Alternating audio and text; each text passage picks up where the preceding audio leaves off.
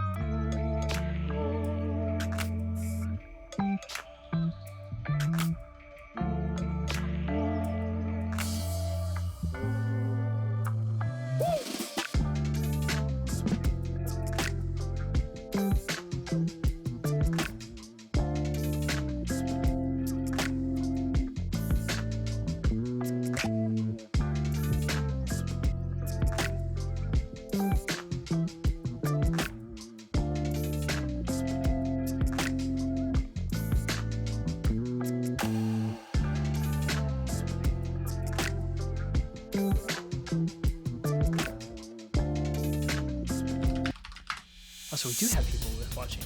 I think Joanna and Rich are both here. What's up, everybody? How's it going? Hey! We are back. Good evening, everyone. Hello. Good morning. Wherever you might be. We've already got a crowd. We got like conversations and I think these are all the quotes from tonight. It's hilarious. I think this is all from tonight. So I don't know if this is from tonight or not because these comments came in early, but Joanna posted that it's a trap, and I came across a meme or a GIF that someone posted to me in our internal chat program at work. There was Akbar like standing there like holding a tarp and going, "It's a tarp."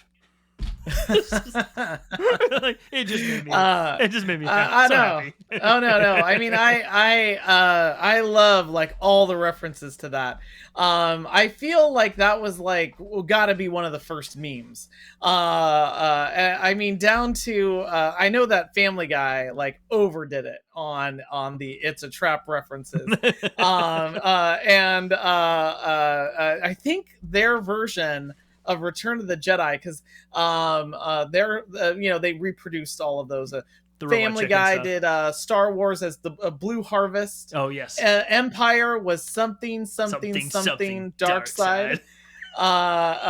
Which is great. And then Return of the Jedi was "It's a Trap."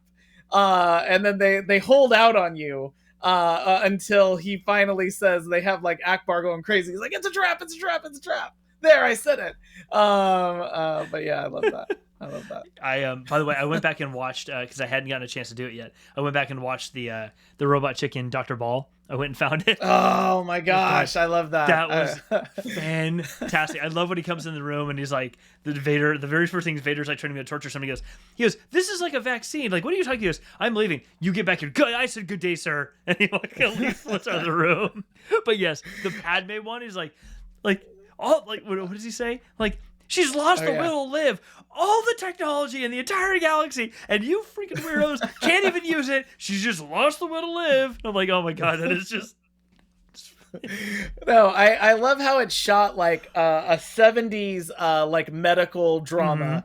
And I keep like, there's one with like Jack Klugman that I like, the deep reference there. It's a guy who works for a police department, and that is exactly the way that it's shot. And he's the Dr. Ball is just like floating by with his little bag. I love that. I love what she lost the will to live. Did you people go to medical school? Yeah, it's so great. It's one of my favorites. I mean, I can honestly talk about like parodies, like Star Wars parodies. I mean, I'm surprised we've never done that, Jeff. Like, I know we're jumping right into this on this week at the Kessel I'm writing chat. this down. I'm writing this down. Next, but I mean, seriously, like, we could do an entire episode on Spaceballs. Because man alive. And another Star Wars parody, which is an actual Star Wars property, which is the holiday special. Oh my gosh! I remember I remember someone coming to me and saying, hey, do you like Star Wars? And I was like, oh yeah, I love Star Wars. And they're like, well, have you ever seen the movie that's between Star Wars and Empire? And I said, there is no movie between Star Wars and Empire. What are you talking about? And they're like, oh no, man, you gotta check this out.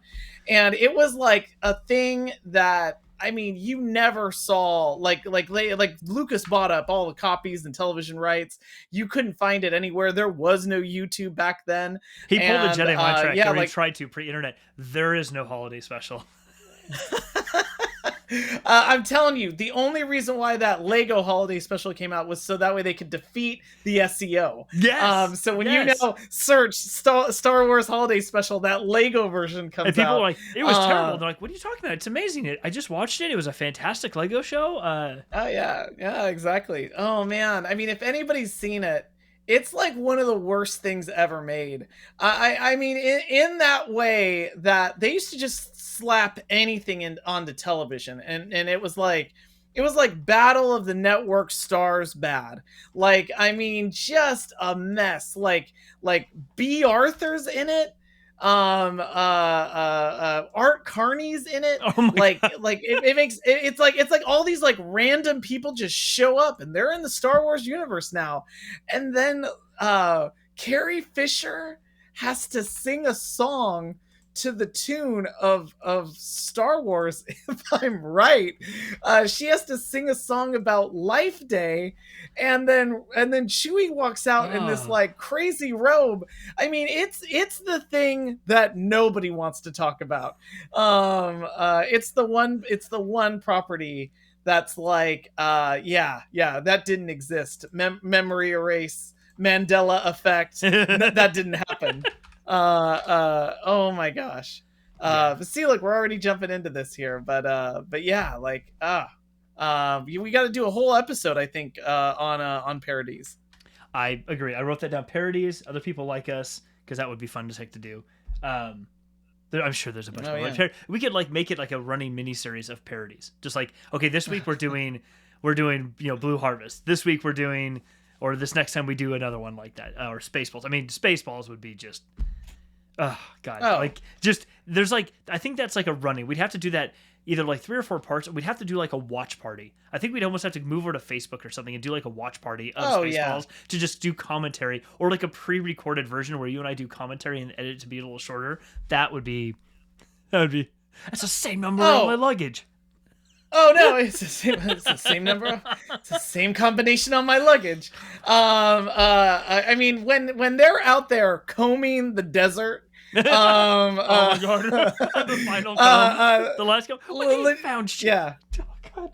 Yeah. Okay, I just Oh no, seriously. But you know what? Also, and again, I'm sorry. We're not on topic here. We're not on Star Wars in the news, which is what we're supposed to be talking about. We're making. But news. I will. No, I don't know. We're making the news right now. So another thing that I think, and Jeff, I know that we're having a green room discussion come into the podcast. But I honestly, anybody that's listening to the show right now, watching the show, we'd love to have your suggestions on this.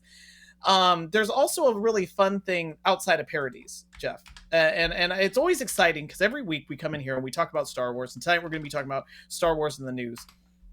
But back when Star Wars came out, like back in '77, what happened is that everybody was like, gotta get to space. We have got to make these space movies, and that's why Star Trek, the motion picture, came out, which is the anti-Star Wars movie. It's like the slow. It's not Star Trek the motion picture. It's Star Trek the slow motion picture. It's like it's the slowest movie of all time.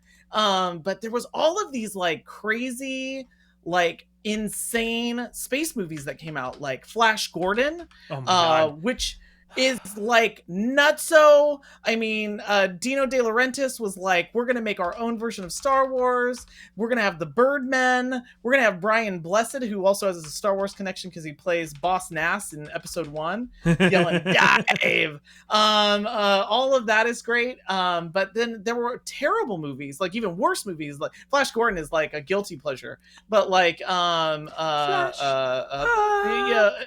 yeah, no.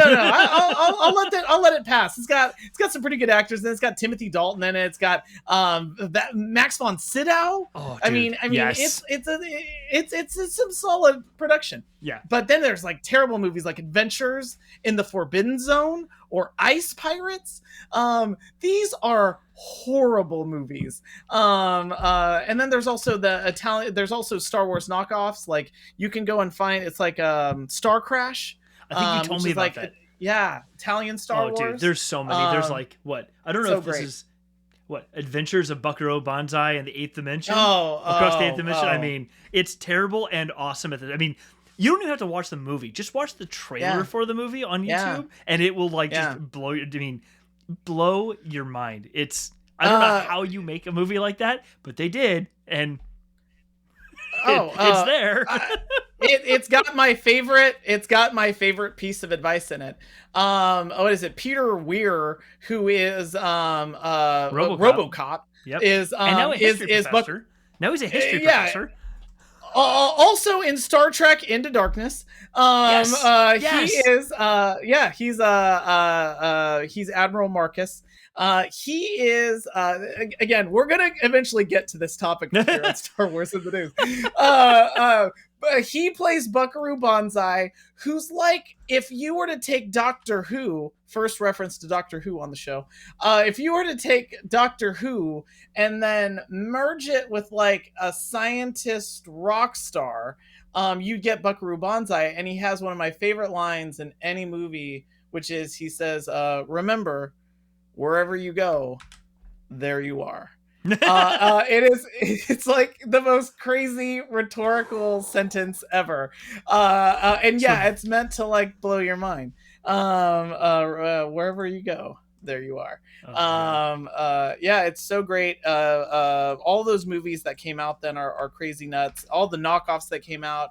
I know we talked about Italian Star Wars, but Italian Star Wars is for those of you who don't know, it's a movie called Star Crash.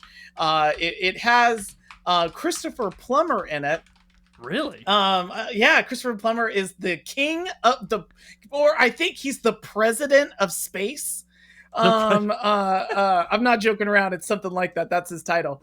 And he's there in this movie.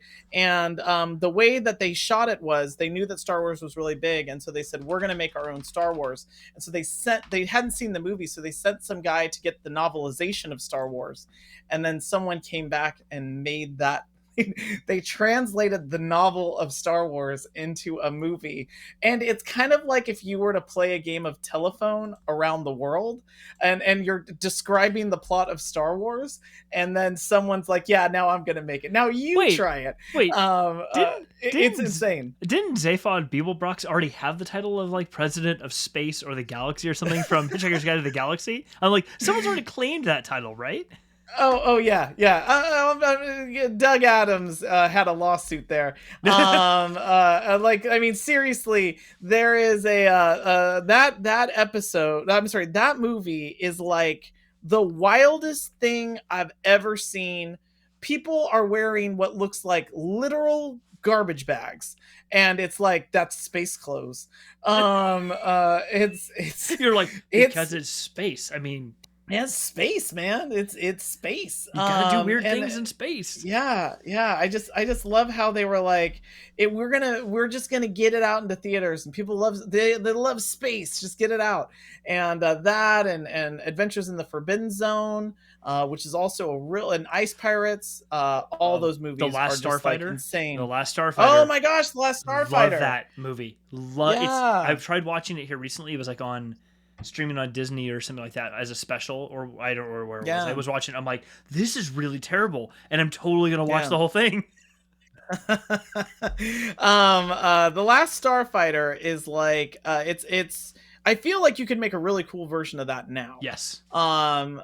Because now you've got people that are playing video games online, or you got people that are playing video games on, these awesome devices. And spoilers for a 30-year-old movie, The Last Starfighter is about a guy who goes to a arcade and plays this game, and he gets the highest score, and that's actually a test for these aliens that are looking for a starfighter. And it's one of my it's another guilty pleasure. Like, growing up with those movies, it's hard to get away from them. Oh, I mean, they're there's like a very meta reference between The Last Starfighter and Tron, the original Tron. Like how one you get sucked into a game, one you get sucked into space, but either way you're getting sucked into something to go do something you weren't expecting to do, related to an arcade game. I mean, I actually, speaking of Tron, I actually rewatched the recent version of Tron that came out, and there's some parts of it that I'm like, this is a little but actually I really enjoy the movie. Like they did a really good job, like, continuing that story in a very interesting way, at least in my opinion. Oh yeah, I was a fan of that sequel. I was hoping that it would. I was hoping they were going to go somewhere with that, but it was fine. But yeah, there was a time there where they were kind of resurrecting all of these things. I see Rich's comment here. Speaking of other movies, I mean, we're gonna get to Star Wars in the news. I swear we're going to do that. I'm more than happy to talk about this new Dune movie, too. This looks amazing. Yeah. Okay. Yeah. And I mean, Dune's also one of those things that was Star Wars inspired. Gosh, we could change the title to Things That Star Wars Inspired. Writing that down right now. You have this time where Star Wars comes out, and everybody's thinking, oh man, like, we got to get our thing out. We got to get our space movie out. And Dino De Laurentiis has, I want to say they own the rights to Dune, and they knew that George Lucas was inspired by Dune. And then there's this director war, because George Lucas wants David Lynch to film Return of the Jedi, which would have been probably the grossest version of Return of the Jedi. And there would have been weird doppelgangers and stuff. Like David Lynch is all about that doppelganger. And but what's really cool is David Lynch was like, no, I'm not going to do Return of the Jedi. Give it to somebody else. I'm going to go do Dune. And man, if that movie, the original one, is like crazy, it's flawed, but oh my gosh, like, there are parts of that movie that are just like insanely good. So okay, funny story, and this is not Star Wars news, but since we're talking Dune, I didn't know that when I was a kid. I didn't know that Dune was a book, and I didn't know there was a movie. What I knew is there was a PC game called Dune. And we played it, or like something of Arrakis, what I think was, I forget what the name of the actual game was. Maybe it was Dune.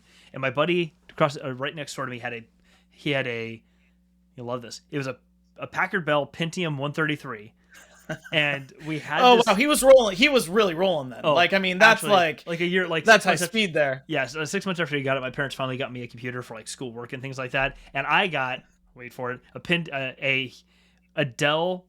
No, it was not a Dell. It was like a knockoff brand from some local computer store when that was actually a thing that people did, is built their own computers to sell. It was a Pentium 166 with MMX. I still have no idea what the hell MMX was supposed to do, but it was a Pentium 166. I'm like, ha, I have a 166 and you have a 133. And anyway, so we played Dune on his computer, and I remember we played Dune. I didn't know what it was, but this RTS, I'd never played an RTS before, having to avoid, crap, a sandworm got your part of your base again. And then one day he's like, dude, you want to watch the movie? I'm like, what movie? Dune. I'm like, what are you talking about? He goes, there's a movie. This was actually inspired from the movie. I'm like, what? And he puts it on, and I remember sitting in the room going, oh, what the hell am I watching?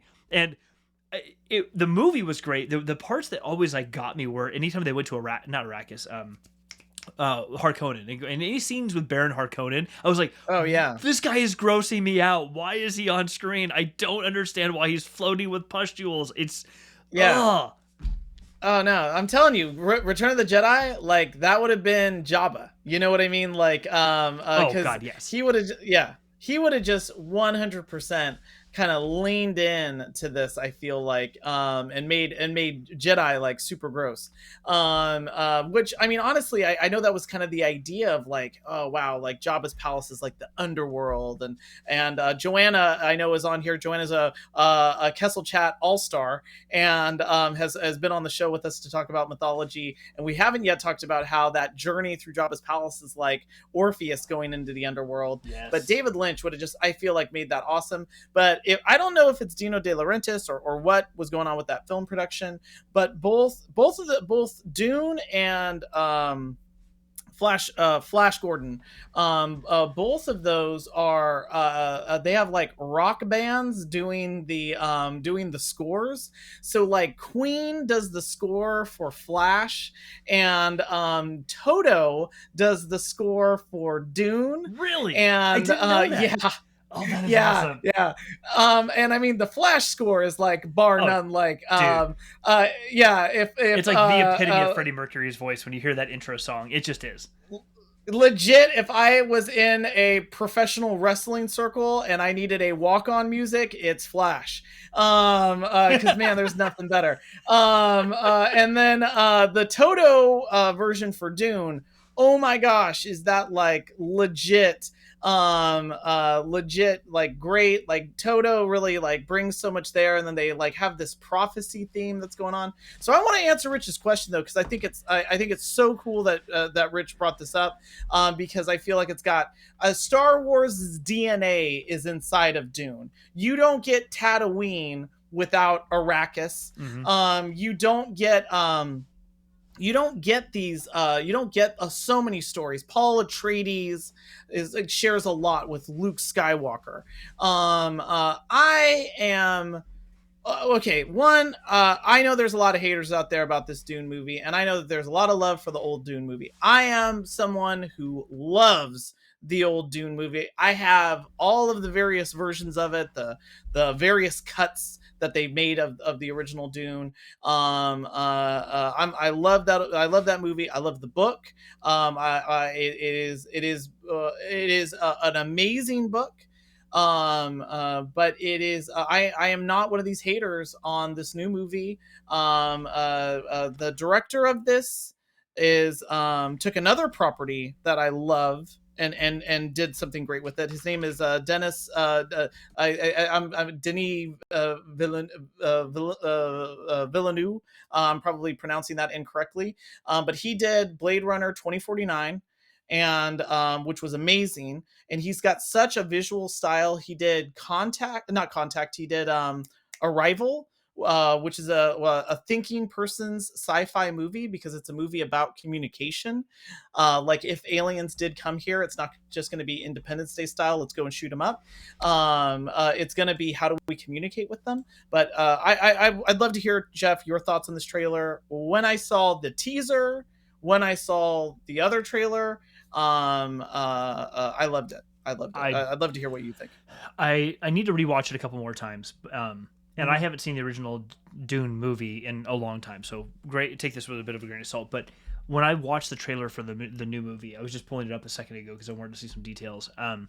When I watched the trailer for the new movie, I'm excited about it because it feels more. Mhm. How do I Mhm. say Mhm. this? I want to say it feels more raw, but that's not quite what I mean because the original movie had a very raw feel to it. My problem with the way, if I was to say it was a problem, the way that the original movie was filmed in that raw sense, to me, almost felt low budget, not raw. And nothing against low budget, that's fine. It was just, it had a sense of like, it was raw because they didn't have the money or the space to put things in that would have completed some parts of the film and the sets and all that type of stuff. And in Yep. Yep. Yep. this new movie feels, or at least from the trailers, feels like if you were to do that again, but you could complete a lot of stuff. And like, for example, Yep. the sandworms. Sandworms looked amazing in the original movie too, but this one they look more Yeah. ominous, and I like that because you don't see. It's almost like when you finally see in the episode of The Mandalorian when you finally see the crate dragon. Like for the while you don't see the Oh crate dragon at yeah. all, and when you finally do, Yeah. it's like, oh my god, this thing is freaky. But it's almost scarier when you don't see it because your imagination has to figure out what the heck am I looking at. And so kind of seeing the scenes Yeah. with the sandworm in the trailer actually kind of freaked me out more because Mhm. it looks more amorphous. Like it's a blob. You can't tell what this thing actually is, but it's freaking huge, and they're clearly scared of it. And that's one semantic, but I kind of like that because it leaves a little bit more to the imagination. Whereas I feel like in the original movie from like was it 1984, I think it felt like they gave us too much of the detail, and almost some of that detail could have been left alone and feel a little more mysterious. It wouldn't have completed things. It almost felt like it had the problem that so many people say they want but doesn't really work, which is trying to take a novelization and make it completely real and true to form in a film. It Oh doesn't yeah. really, it actually doesn't work because when you do that, it was those subtleties in the book that your mind can infer, but when you try to physically put that on screen, it's like, oh, well, my imagination's not there anymore. You just told me what it is. I can't imagine it, so there's no mystery to it anymore. And that in the story in a book works really well when you tell a story that way Yeah. because people Yeah. just pour themselves. You don't even have to say the words, but a person will just pour themselves into that scene, and that's what makes it more intense for them. When you put it on screen and you're like, no, we're going to tell you because you should describe it and put that exactly on screen. Well, the problem with that is it was that filling in of the description as a person into the story that made it feel more complete. By physically completing it yourself, you're now Yep. making me have to see it your way. And if I don't see it your way, then you've almost taken me out of the moment. And I feel like there's the scene, I forget the creature it's called, but there was the scene in the original movie where they all go to like this big conference and in a room, this big sled slides out and then the doors open. There's a massive worm Oh inside yeah, it. the navigator. The The navigator. navigator I'm shows like, up. Yeah. like when they Hmm. showed that, I was almost like, you could have left that more like cloudy and amorphous, and that there's something in there, but I can't tell, and it makes it feel more vague and like intriguing. But you showed me every part of it. I'm like, I mean, cool, but it's a big space slug. Great. Like I don't feel an impact from watching this on screen. Yeah, I mean that's also David Lynch's style. Hmm. Like that's why I think I'd loved I've seen people do this. I feel like we could make a whole episode of the David Lynch Return of the Jedi, just like we did with the just like we did with the discussion about the Duel of the Fates, episode 9, the Yes. version Colin Trevorrow's Duel of the Fates. There's a lot of movies that could have been, and man, those are things where it's like I'd love to sit down and like, man, like, well, what would that have been like? I would have loved to have seen. It would have been nuts, but I would love to have seen David Lynch's Return of the Jedi. But David Lynch was also a guy that was like, I'm going to put it on the frame. I don't want you to imagine. And it's funny because sometimes budget limitations make for a really great scene. And a really good example is like an Empire. The ice monster wasn't working. Why am I blanking on this? The Wampa. Oh The yeah. Wampa wasn't working. And so they were like, okay, well, what is working? And they're like, we got this really great claw. And they're like, really? We got the claw and we got the face, and that's about it. That's all that's working. And so then what they did when Luke is knocked out by the Wampa and he's hanging upside down when he comes back, he's knocked unconscious, wakes back up. He's hanging upside down. And the threat that they do is the sound of the growl, the music, and him walking. And then the music's getting higher and higher, and the focus is exclusively on Luke trying to get the lightsaber out in time. And they went back in the special edition and they were like, no, I want to show the monster. That's fine, and I think it was fine, but I actually preferred it the other way. And that's kind of like the David Lynch of it all. David Lynch is always like, I'm going to show the monster. In Dune, I'm going to show the hand, like he's got his hand in the box, where he's got to, he's got to say to himself,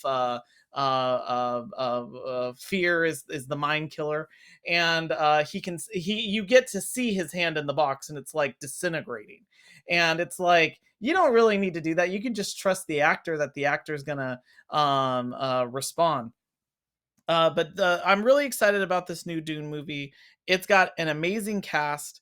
From the casting of Paul Atreides and Chana, and I think the characters of Chana, to the parents, the Duke Atreides, his wife, who's played by I could actually name the actors, I think, even faster than I can name all the characters, because these Oscar Isaac, Rebecca Ferguson, these are some of my favorite actors, and they're just amazing. And I love the look of some of these planets. And again, like Dune, Star Wars's DNA is locked irrevocably into Dune. You don't get a desert planet. You don't get a planet that's covered in water. You don't get a lot of these things without Dune. And even the word spice.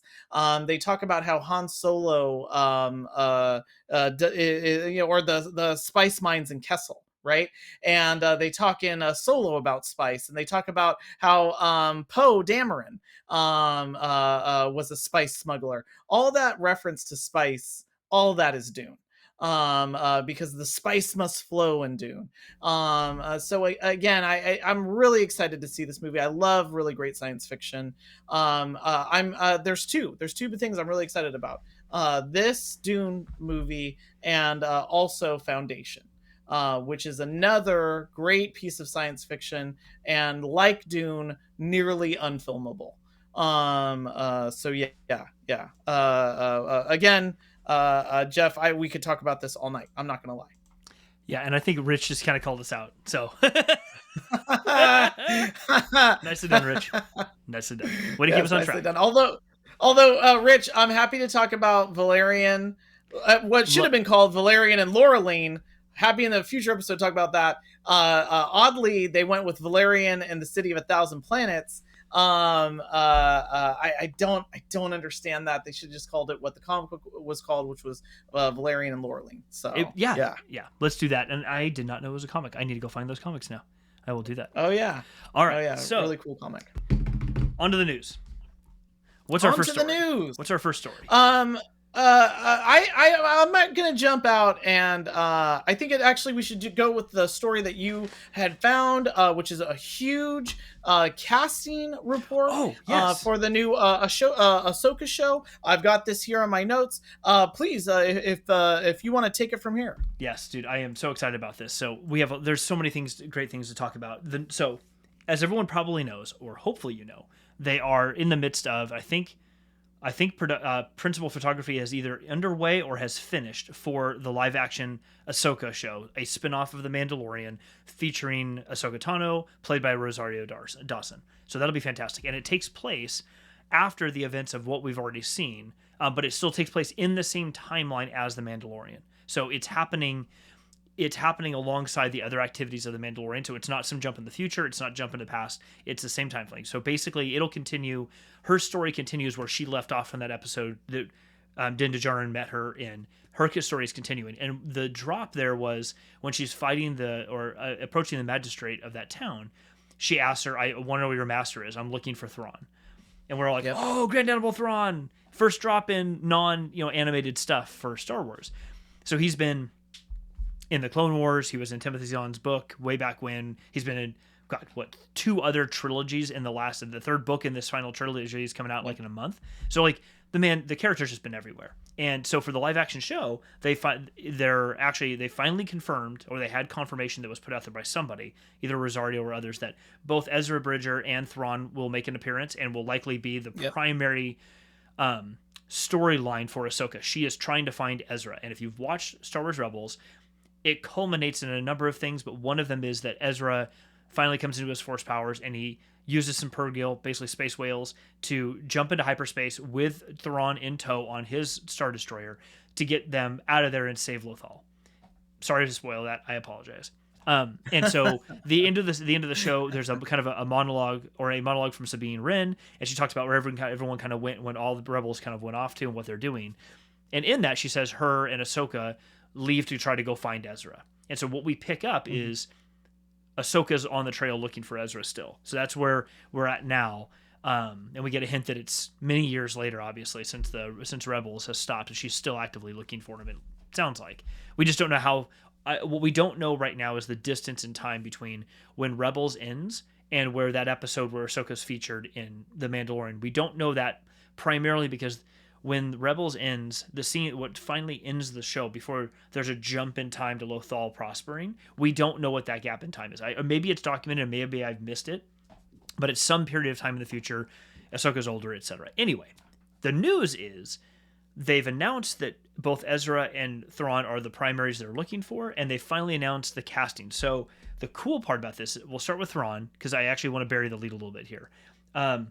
This is an awesome choice. So they've selected Lars Mikkelsen to play Thrawn in the live action, and many people know him for a variety of reasons. But one of the cool parts about his character, or him as an actor, is he voiced Thrawn back in the Clone Wars. Was it the Clone Wars? No, it wasn't the Clone Wars. It was. Oh, it was Rebels. It was in Rebels. It was in Rebels. It was in so Rebels. when they brought Thrawn into canon in Star Wars Rebels, the animated series, Lars Mikkelsen voiced him in that. What I don't know is if he was voiced by Lars in any of the audiobooks. That would be interesting to find out too. But he was definitely the voice actor for Thrawn in Rebels, the TV series, or the animated series. And so they've casted him to play Thrawn live action, which I think is amazing. He's actually the older brother of Mads Mikkelsen, who we know as Galen Erso from Star Wars Rogue One. Rogue One, a Star Wars story, which is a really cool thing. He's a great voice actor. I think he's going to play him phenomenally. And now that we've heard his voice and he can maintain that smooth cadence that Thrawn has when he speaks, I think he's going to do a really good job. The one that I'm actually really excited about is, I'm probably going to butcher his name, and so I sincerely apologize, but I think it's Mena Massoud, I think is his name. He's known most recently for playing Aladdin in the live action version of the movie put out by Disney. I think that's actually like his first major motion picture, I think. I may be wrong, but I think it's his first major spot on the scene. I'm happy about this pick for a couple of reasons. One, I think Aladdin's actually kind of an underrated movie. We watched it recently with our son. I was a little like, I'm not sure. The Will Smith playing the genie. I'm like, this feels like blue skin. It's gonna be a little strange. They actually did it pretty well. Like I think they actually did a pretty good job with what they had, and I think Will Smith plays the genie's character really well. Kind of trying to come off the heels of Robin Williams is a tough thing to do, but Mena did a fantastic job playing Aladdin. I mean, sing, dance, all of those things, but he acted it really well, didn't overdo it, didn't try to overdo it. I think he actually did a really good job for the style of movie that is. He did a good job in general, and specifically for the style of movie he was playing. I shouldn't discount it at all. I'm excited about this also because there has been a tendency, and this is part of another topic, another story we're going to get to, there's been a tendency in Star Wars and in a lot of other franchises for a long time to whitewash things. So most of the actors are white. That's not okay. It's just not okay. And so I'm really happy to see that they've casted somebody of color to play Ezra, because he is a person of color. The character is in Rebels. And I think it's actually sort of a good sign that there's Lucasfilm and the others are trying to correct for some past mistakes, even recent mistakes, because even the very first episode of The Bad Batch, featuring when Kanan Jarrus shows up, the first time we ever meet him as a kid, and he interacts with the Bad Batch, etc., and his master's there, Depa Billab's there. Kanan is a person of color. It was said to be a person of color. I learned that a while back. In Rebels, But even people were frustrated because he was actually made to be a little bit more white in the Rebels series, even though he was supposed to be a person of color. So there's a lot of Yep. frustration, rightly so. Yep. And so I'm really Mm-hmm. happy to see them actually cast a person of color in the role of Ezra, live action, so that there's no mistaking that no, his character is a person of color. He should be, and that's how we should portray him on screen. And I don't mean to overuse the phrase person of color. I apologize for doing that. I didn't have a better way to say it, but it makes me really content to see that that is happening. I don't want to say, okay, good, Lucasfilm, fantastic, you're all set, you're good to go. That's not true. I just think it's a good step in the right direction of acknowledging that no, we need to cast appropriately for the characters we're writing and that we're depicting in other places. Let's cast the way they should be cast. Good actors and the person who represents the character exactly the way they've been displayed already. I think it's a really good step in the right direction. Yeah, and just to kind of add to that too, I know this actor's been in the news a couple of years ago, actually, right after Aladdin came out, because Aladdin was one of the biggest movies that year. Huge. Really? Made a lot of money for Disney, did really, really well. And I remember him because he came on one of the talk shows and said, I can't get another job. And I'm in one of the biggest movies in theaters at the time. And even with all the blue Will Smith backlash, where it's like, granted, there is a moment there where it crosses into that uncanny valley because he's so blue. It's like he's got that the way that they did the genie effect. I agree with you, Jeff. I've seen the movie. It was only in that trailer that I really feel like it kind of stuck out. Yeah. But it was making a lot of money, and this actor could not get another job. And so I'm glad to see that he's because he's a talented actor, that he's able to get this work. And I also think that that's the beauty of an animated series that's set in a galaxy far, far away, is that it's like, I remember when people were upset when Diego Luna was cast as Cassian Andor. Mm-hmm. And oh, well, I mean, he's got an accent, and I don't understand why that. I remember people saying that. I don't understand how he has that accent in the Star Wars galaxy. And it's like, no one complained when it was a British accent. No one batted an eye at Grand Moff Tarkin kind of speaking with a high aristocratic accent, or when Admiral Piet is speaking with a British accent. No one said anything twice. But so that's why it's like, I love seeing that kind of representation. Mm-hmm. I think it speaks volumes. And as someone who looks for that representation and looks for it with my family, it says a lot to us and to people that are looking for that. Yeah. So yeah, I love that casting. I 100% agree. Yeah, and I think this is actually a really good segue into Yep. the other story on Carl Sagan, if you want to pick that one up, because I think that's actually a really good tangent to this. Oh yeah. So this is one of the things I love about social media. And I don't like a lot of it. But there's one thing that I really like. It's when stuff comes back that you might have never seen before. And sometimes it's like, it's crazy stuff. Like it might be a video or a thing from, like, the 1960s or the 1970s. And it's something that's like on YouTube that people are sharing and getting out there.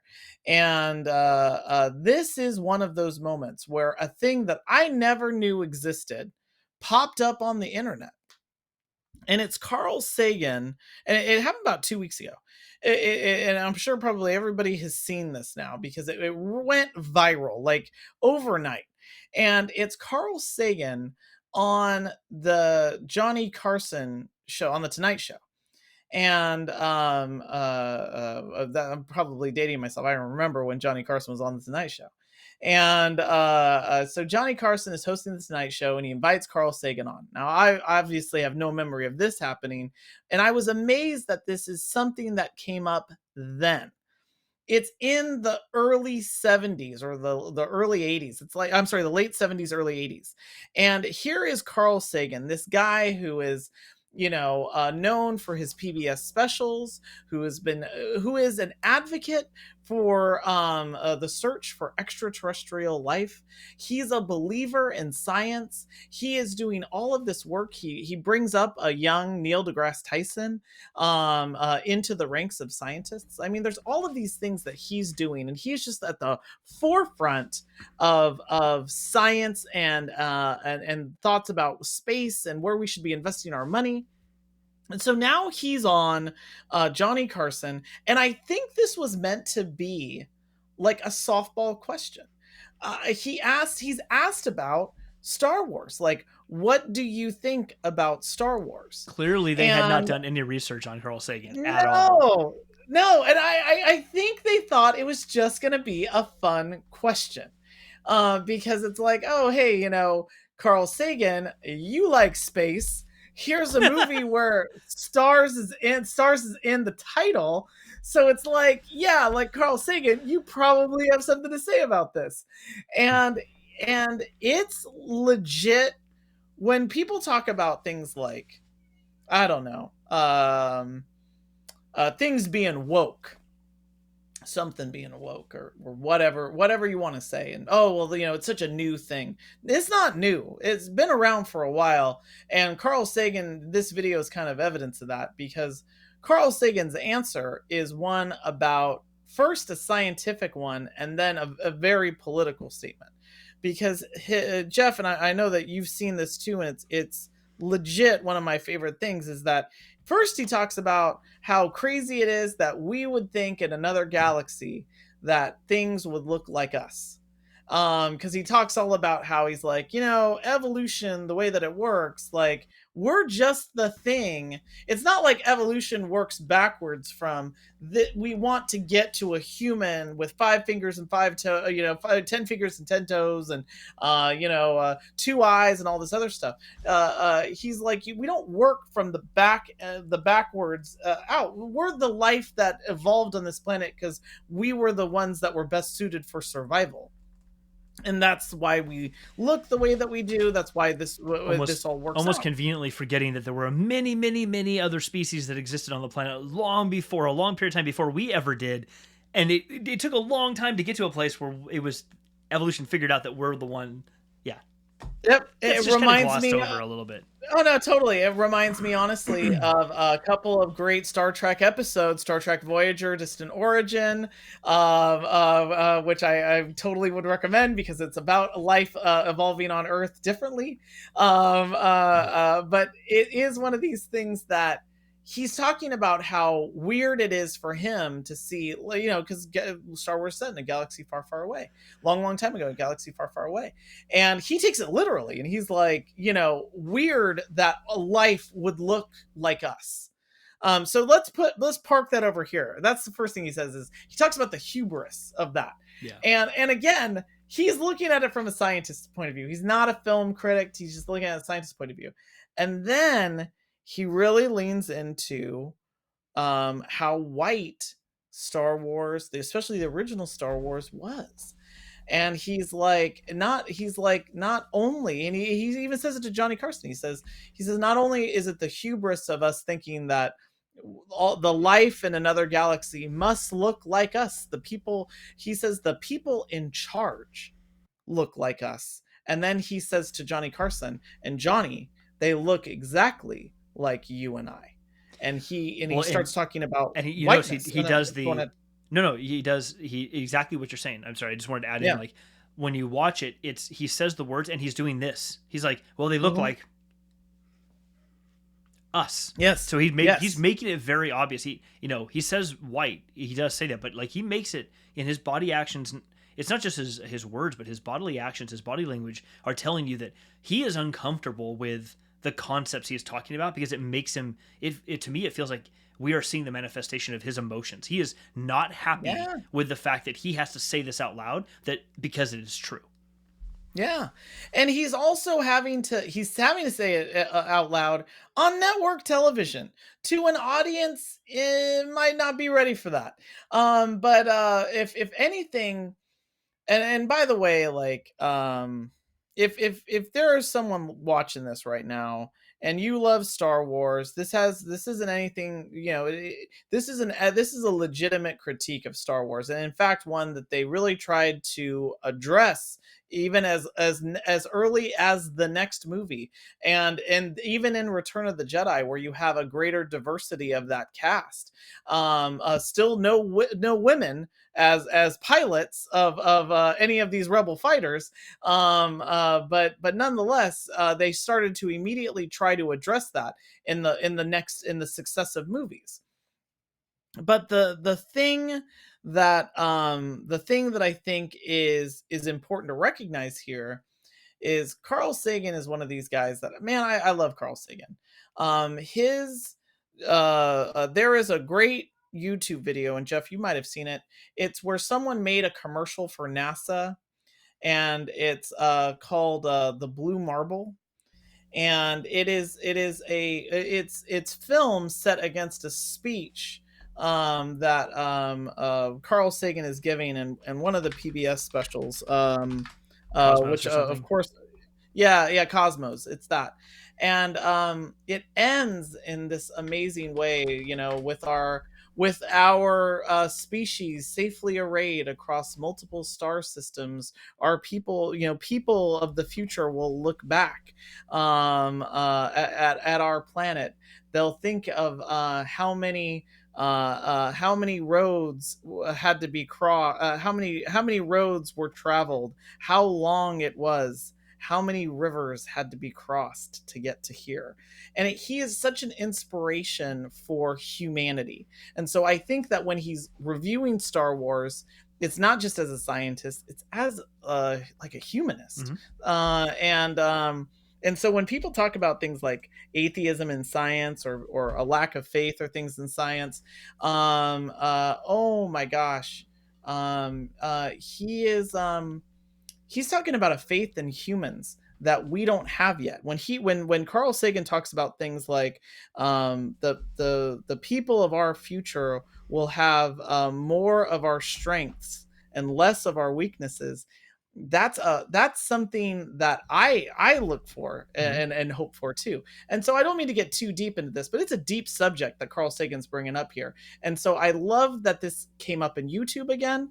I love that that people were able to see that this was a topic even back in the early 70s, late 70s, and that this has always been something that Star Wars has had to deal with. I'm sorry, Jeff. I've talked a lot on No, this. no, no, no. I'm glad you did. It's an emotional subject, I think, for both of us, for Yeah, yeah. similar and different reasons. Hmm. I Everything you said, I couldn't. Yeah, everything you said is, yeah, just everything you said. The one thing that came to mind for me was the one additional thing that came to mind for me was I was trying to find. I wasn't like trying to find a positivity in what he was saying. It wasn't that. It was I was trying to think to myself like, if I could make this, if I could give Lucas a little bit more some credit, and I'm not trying to. I'm not trying to. This is not meant to discount anything that happened. But if I could give him, if I give him some credit, whether he intended it or not, one thing I can say that I think this does have a somewhat silver-ish lining to it, is that it could be seen as very allegorical to where we're at now, which is most leadership in most countries across the globe are white. And so when you look at this, when you look at the story and you look at the empire is portrayed as evil, and in this they are pretty much objectively evil, or almost like Nazi Germany to a point where the leadership is on board and they understand that people work there, they're just part of the Navy and they're just got a job and they got health benefits and whatever else, but they don't really, the dogma is not their thing. It's just I needed a job and I was conscripted or whatever else. And so Hmm. I when I was thinking about this, I'm like, if they meant it as sort of writing the empire or the imperial leaders as allegorical, then okay, like make it obvious, say that, embrace it and accept it, and say that was intentional and we're making it very poignant. Then what you can do is embrace the things that we have in like extended universe or now legends, that Palpatine thought and has been written about, where he despised non-human species. Like, he wouldn't even let them in the military of any way, shape, or form. The fact that Thrawn was there in all of the books that were written post, boy, am I blanking on the name? The original series that had Thrawn in it. What is it called? Is it Timothy Zahn's series? Yes, I kept blanking on the name of it. Anyway, so go in. No, what was it? Do you remember the name? Is it the why am I thinking it's the Heir of the Empire? Heir of the Empire. Yes. Yep. We got it at the same time. Okay, cool. So the series after that, the series after that Timothy Zahn wrote again like 4 or 5 years ago, and he did another trilogy. It starts off with they meet Thrawn, they find him, and he was done there on purpose, and he comes up through the ranks of the military. But it is a constant theme in that book of addressing the fact that he's a non-human making his way up the ranks, and people hate it. Many people in the military absolutely hate that he is able to do that.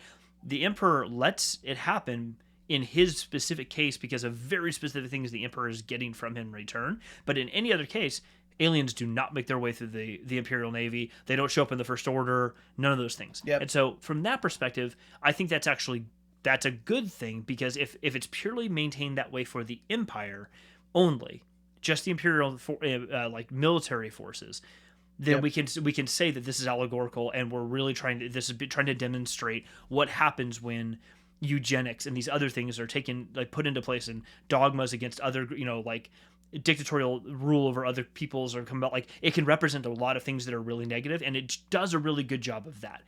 The problem is, I don't think that was actually what was intended. I think it probably what was much more likely, and I'm not going to beat him up for this because it was kind of, unfortunately, the way things were at that time. But at this point, things should be different now, and we should make sure things are different now. You can't fix what happened back then, but I think it's a really telling thing. And listening to him talk, I even saw Johnny Carson getting uncomfortable with his answers from on stage, and I'm like, good. I watched this, I'm like, you should be uncomfortable, because Sagan is saying the things that nobody else wants to talk about and nobody really wants to hear. But yeah, it's for anyone out there who says, well, this is just how things were. No, they weren't.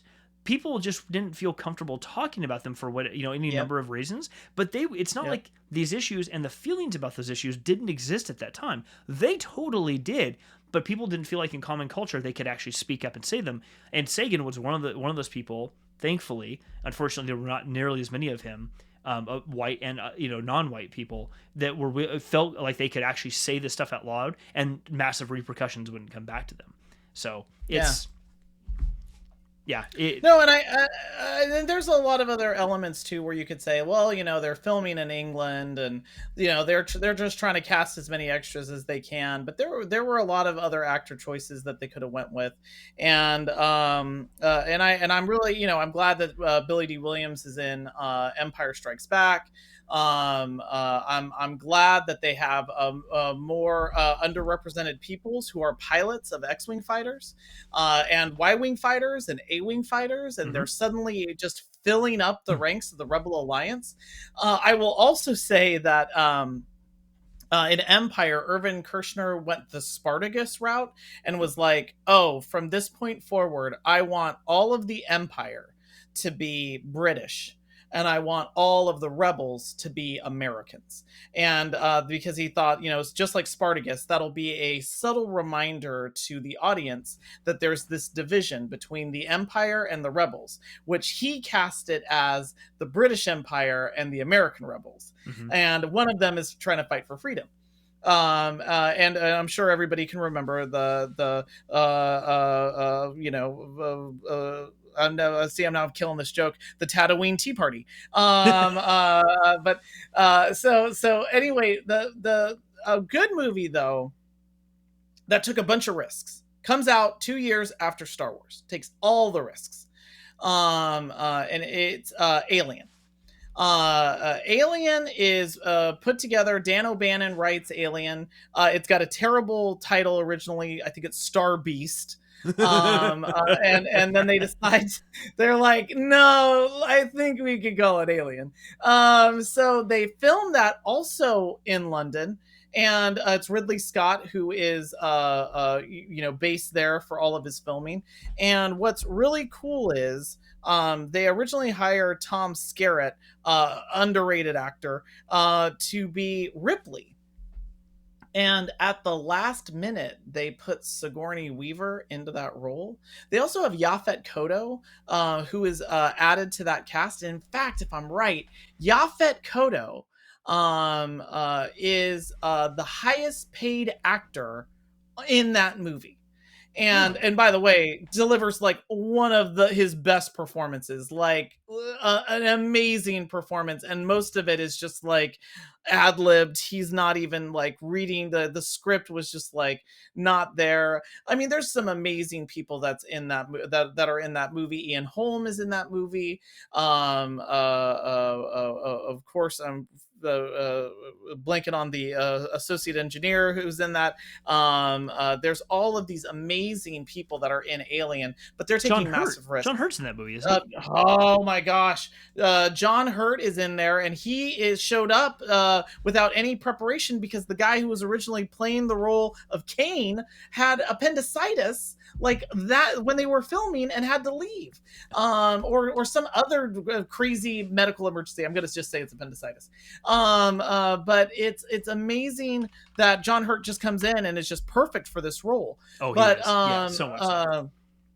But all of this is leading to some of the final people that are alive at the end of this movie are Ripley and Yaphet Kotto.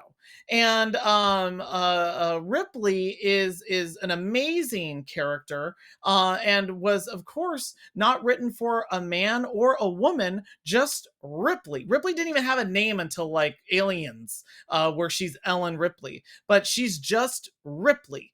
And it's an amazing story. Dan O'Bannon did a great job writing it. But they took a risk. They took some big risks in that casting, and really brought in more underrepresented peoples to not just be your hero, but to be a part of this like regular ragtag bunch that just comes across, as Dan O'Bannon terribly said, a star beast.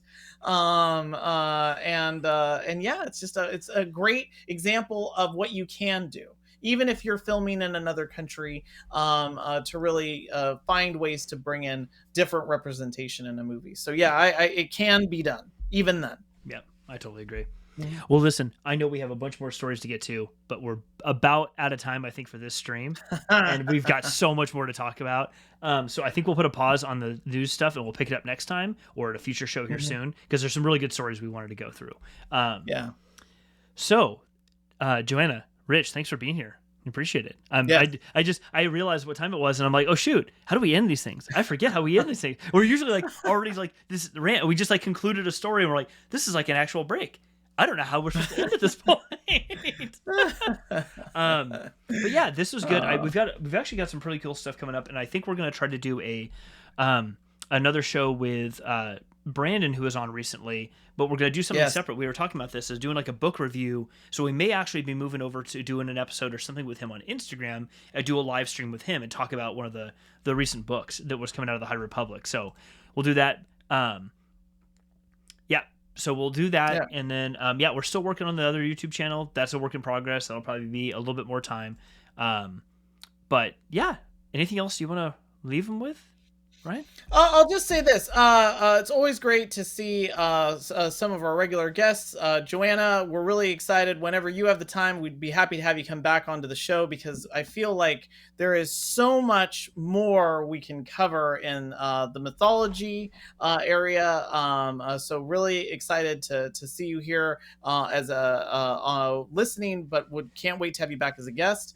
Always good to see Rich. And we'll talk about Valerian and the City of 1,000 Planets in the future. I'll just say this on the channel. Jeff and I are really excited about this new channel, because we're also going to be building kind of like mini-sodes of small little bits of content that we're looking to drop in. So if you've got any recommendations for content, things that you'd like us to see, talk through, we've even talked about things like the music of Star Wars, like the origin of a Lietmoth, which is how Star Wars uses music to evoke an emotion, and how that pays off from when you hear the Force theme with Obi-Wan originally, and then how it bookends at the beginning of the movie and bookends at the end in the throne room. We're really excited to talk about that, colors in Star Wars, color choices, cinematography. So we're really excited about kind of filming a lot of these videos, and we're hoping that you all like them too. But if you've got recommendations, please let us know. Other than that, Jeff, always excited every single week to be able to come on here, talk with you about Star Wars, and also talk with all of the listeners. Absolutely. This is going to be a lot of fun. We got good content coming up. Thanks everyone for joining us. We appreciate it. Have a wonderful night, and we will talk to you soon. Hey, bye everybody.